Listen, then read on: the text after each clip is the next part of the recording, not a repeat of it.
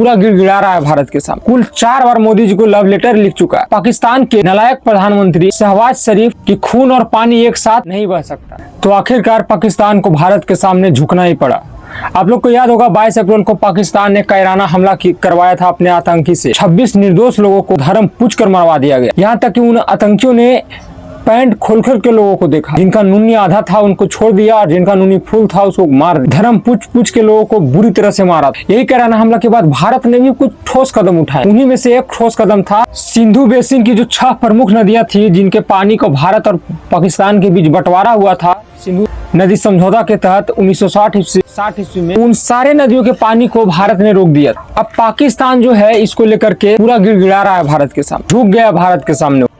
जब से पानी रोका गया है पाकिस्तान कुल 4 बार मोदी जी को लव लेटर लिख चुका है। पाकिस्तान के नालायक प्रधानमंत्री इस मुद्दा को अंतर्राष्ट्रीयकरण करने की कोशिश की। पाकिस्तान के जो प्रधानमंत्री है उनको तजाकिस्तान के राजधानी दुशांबे में ग्लेशियर संरक्षण पर 3 दिवसीय अंतर्राष्ट्रीय सम्मेलन में संबोधित करने का मौका मिला। तो वहीं पे संबोधित करते हुए भारत ने जो पाकिस्तान पे सख्त कार्रवाई की है, उन्हीं में से जो एक कार्रवाई था सिंधु नदी बेसिन के जो 6 प्रमुख नदियां थी, इन नदियों के पानी जो दोनों के बीच बंटवारा हुआ था भारत पाकिस्तान के बीच, पानी को पाकिस्तान में जाने से पूरी तरह भारत सरकार ने रोक लगा दिया था।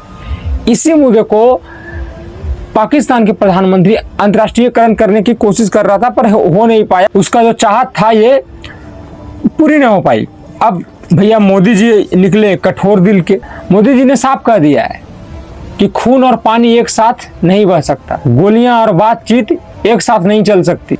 अगर बातचीत करना है तो सबसे पहले तुम्हें अपने आतंकियों को अपने देश से समाप्त करना होगा, तब तुम्हारे साथ किसी भी तरह का व्यवहार हो या फिर बातचीत हो या फिर जो भी हो ये हो पाएगी, वरना नहीं हो पाएगी। तो यही बातें थी। अच्छा, पाकिस्तान के एक मंत्री है, पाकिस्तान का एक मंत्री है आसिफ अली। तो जो आसिफ अली था भारत की इस कार्रवाई पे मजाक उड़ा रहा था भारत का। ये एक हवाला दिया था 1948 का, वही 1948 जब पाकिस्तान चुपके से कायराना हमला किया था भारत पे और पीओके जो आज उसके कब्जे में है उसको कब्जा कर लिया था।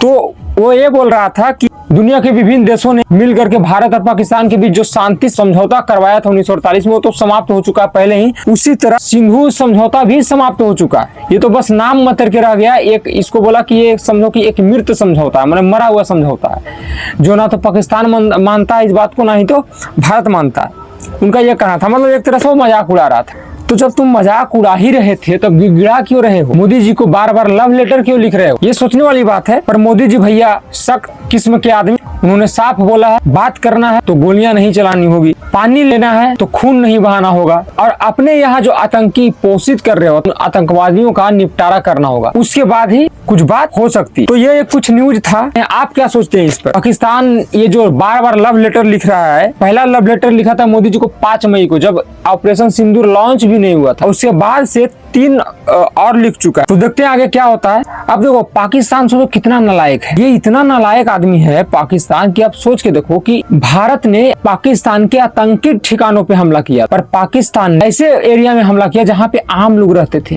अब फिर से हमारे 15 सिविलियंस को मार डाला था, 15 निर्दोष सिविलियंस को मार डाला था, और वो पाकिस्तान चाहता कि भारत उससे बात करे। ये नहीं हो सकता जनाब। एक खून भी बहाओगे, पानी भी लोगे, ये दोनों एक साथ नहीं हो सकता। और मुझे लगता है कि हाँ, भारत बहुत ही अच्छा किया, भारत का कार्रवाई बहुत ही अच्छा हुआ। हाँ, मोदी जी जो ये सीज फायर की, इसको लेकर के आलोचना मोदी जी को कर सकते हो। ये एक अच्छा मौका था पीओके को वापस लेने के लिए, पाकिस्तानी आर्मियों को दौड़ा कर मारने का। पर शायद बड़े लोगों में क्या बात हुई तो मैं नहीं बता सकता, पर ऐसा खबर आई थी कि अमेरिका के जो राष्ट्रपति है डोनाल्ड ट्रंप, इनके धमकी से पाकिस्तान के प्रधानमंत्री और भारत के प्रधानमंत्री दोनों ने सीज फायर का ऐलान किया था। ऐसा मतलब सुनने में आ रहा था, जो कि फिर देखो ट्रंप मुकर गए अपने बात से, अब फिर से बोल दिया कि जी हाँ, हमने व्यापार ना करने की धमकी दिया था दोनों देशों को, इसलिए सीज फायर हुआ। मतलब ये क्रेडिट लेने की एक तरह से कोशिश कर रहा है। इस पर मोदी जी को आवाज उठाना चाहिए, बोलना चाहिए, अपने लोगों को बताना चाहिए, ठीक है, अपने देश के लोगों को, ऐसा कुछ नहीं है, ठीक है, जो भी सच्चाई था सीज फायर को लेकर के उस सच्चाई को सामने रख देना चाहिए। पर चलो ठीक है, नहीं रख रहे हैं तो अब वो जाने और देश की आर्मी जाने, ठीक है, कि क्या हुआ था। लेकिन पाकिस्तान ये गिड़गिड़ा रहा है भारत के साथ, नाक रगड़ रहा। पर मोदी जी ने भी कह दिया कि बेटा बात तुमसे तभी जब तुम थोड़ा लायक बन जाओगे, अभी नालायक हो तो जा पहले अपने पापा से कैसे बात किया जाता है ना, वो संस्कार सीख। उसके बाद पापा से फिर से बात करना।